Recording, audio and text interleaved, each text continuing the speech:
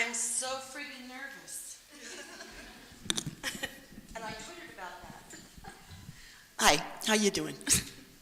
I really am nervous about this. By the way, I was the kid who, on her report card, had always said, really good student, talks too much in class. And I think that was one of the reasons why I found my way towards storytelling. But why is it that now I have found my way to blabbering online all the time? And how many of you have read some of the stuff I blabber online? Well, good. I'm glad to see that lots of hands are not going up. That's a very good sign. I think this is, somebody said, when Greg's the reason I'm here. I'm here because of Greg.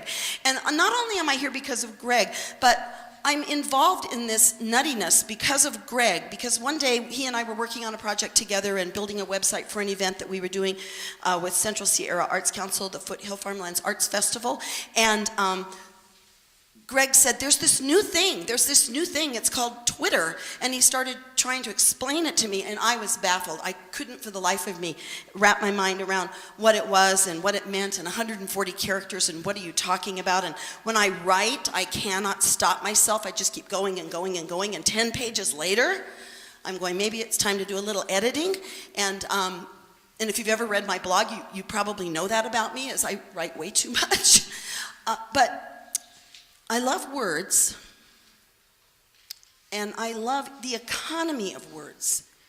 It's one of the reasons why I'm very fond of poetry. And I wish that all of us could just take a look at the way something like the 140 character disciplines us to be economical with every breath, with every consonant, with every vowel.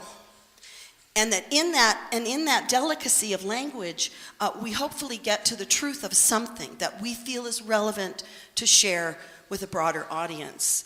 I could have told you online about how this morning I was rushing to get here on time, and all at once the little thingy I used to floss my teeth flew out of my hand and landed in the toilet, and then I reached into the toilet to pull it up, and I started to rinse it off. But instead I threw it away. I could have told you that online. Instead I saved it for a live audience. Because you're so small in relative terms. But it's what we choose to say online where the delicacy begins. Because how relevant is it to a broader audience? How relevant is it to your inner light being able to shine in a broader spectrum, being able to reach out to more people, being able to share and convey a message that you find to be compelling or important or perhaps economically significant to your own life? How many of you are in small business owners? And this has become a whole vital part of a new economy, of getting the word out about what we do. How many of you are affiliated with nonprofits? Again, what a great way to spread the word of what our missions are and what it is we're trying to do. And I'm sure there's many other reasons that we're here. I picked up these little schmiggies that I actually conveniently dropped backstage. These are flyers and brochures about things that we're doing at Central Sierra Arts Council. Really important. Paper collateral. We all know that we need these, and we still need them. But they aren't the be-all to end-all anymore. And that is one of the really dynamic things about what's happening in terms of social media, is we now have an opportunity to spread the message of what it is that's relevant to us and important to us, what the community causes are that are going on in our own areas, without the cost of print collateral. You know, these little thingies here, delightful brochure that tells about the George Post Gallery. That's a plug, by the way. Tells about the George Post Gallery. Also tells about Second Saturday Art Night in downtown Sonora. Tells about events that are coming up. Doris Olson's turning 80 years old, for example. Those of you that are local, you may know that Doris Olson is a Tuolumne County art treasure, and This June, she's turning 80. Wow, that's pretty exciting. And we're celebrating her birthday. This piece of paper will tell you about that. But Central Sierra Arts Council plunked out $200 to print these little brochures, which is great. We did 1,000 of them, and whoosh, they're out in the diaspora of Tuolumne County and beyond. But I can also Twitter about that, I can Facebook about that, I can LinkedIn about that, I can do all that stuff, and all it's costing is my time. Oh yeah, there's that. I find myself spending a heck of a lot of time sitting in front of that keyboard because there's things that are going on in my community that I find vital to the pulse, to the life, to the heartbeat of this place that we call home, Tuolumne County. I moved here 37 years ago from Los Angeles. I was definitely a little urban girl. One of my favorite Tuolumne County stories is I worked at a university library, which actually led me right into a job at Tuolumne County Library almost immediately. 3 months after living in Tuolumne County, I was at an intersection, the only traffic light in town. You know where it is. How many of you know where the first traffic light was? Once again, thumbs up. I'm waiting at this light. The friggin' light was green, but the person wasn't going.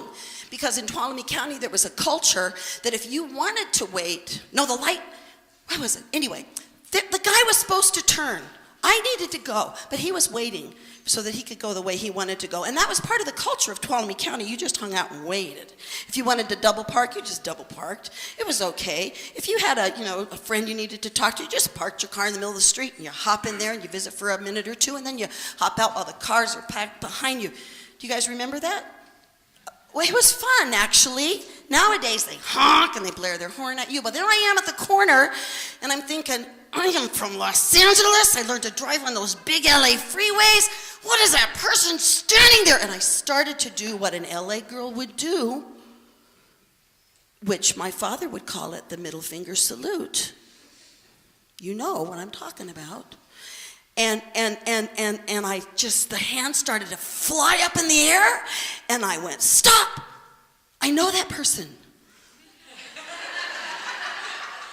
That person comes to the library. Don't you do that! And I never did it again. It's the relevance of living as a small town. It's the intimacy of being able to walk down Washington Street and bump into somebody that you've known for 20 years and you haven't seen them for 3. And there you are having a friendly conversation right there in front of some little store that's been there for a week or some little store that's been there for 35 years or 50 years. It's being a real town. But not being such a little itty-bitty teeny-weeny town that we forget we're part of a bigger world. That we remember that in our lives, we are part of a global community. You know, a lot of people get all freaked out about the global economy, and you know, that's a longer discussion and a lot more chitter and chatter. But the bottom line is, we are a global community. And I've been feeling lately like this thing that we're doing with all of these social media tools, it's like taking the world and sticking it in the oven and finding out that the world was really made out of shrinky-dink, and the world just got really, really little, and we're all on it together. We're all on it together. And what are we doing? What's the message that we're conveying? What is the heartbeat that we are trying to share with one another? And how are we doing it? What are you spreading around online? And how is it relevant to building community for your immediate next door neighbor, for the guy down the street, or for the guy that lives 5 states away? What are we saying to one another? Is it about dropping the thingy in the toilet in the morning? Or is it about reaching out and sharing some story that will, again, strengthen and build immediate community, strengthen and building national community, strengthening and building global community? Because, you know, when the tsunami hit in Indonesia in 2006 and the world just shook, immediately aid went out like never before to save hundreds and thousands of people's lives.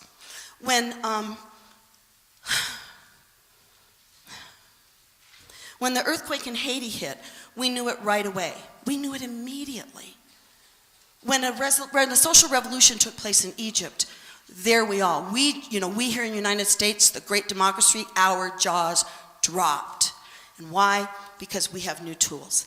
Let's learn to use our new tools. Thank you.